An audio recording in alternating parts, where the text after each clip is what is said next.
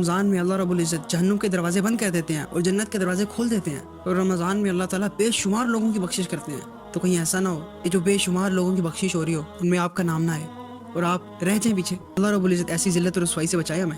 تو رمضان میں خوب عبادت کریں، خوب نوافل پڑھیں، خوب دعائیں مانگیں، تہجد پڑھیں۔ رمضان میں ایک اور بہت مزے کی بات یہ ہے کہ انسان کو جس گناہ کی لت لگی ہوئی ہو نا، وہ گناہ انسان رمضان میں بہت آسانی سے چھوڑ سکتا ہے۔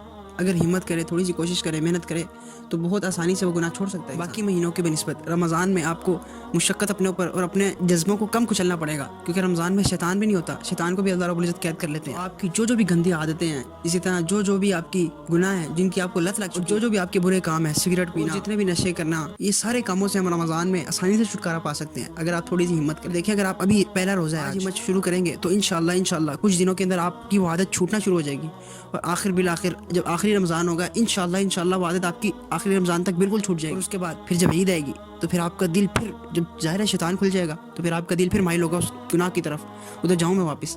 لیکن آپ نے اس وقت بھی کچھ دن اپنے اوپر برداشت کرنا ہے، اپنا حوصلہ پست نہیں کرنا، اللہ رب العزت کا در نہیں چھوڑنا، اپنے اوپر تھوڑا سا جبر کرنا ہے۔ تو انشاءاللہ کچھ دن تک اگر آپ جبر کر لیں تو وہ مکمل طور پہ وہ آپ سے عادت چھوٹ جائے گی۔ تو دیکھیے، اللہ رب العزت نے آپ کو یہ موقع دیا ہوا ہے تو یہ آپ نے موقع ضائع نہیں کرنا۔ دیکھیے، رمضان نیکیوں کا سیزن ہے اور آپ نیکیوں کی مشین ہے۔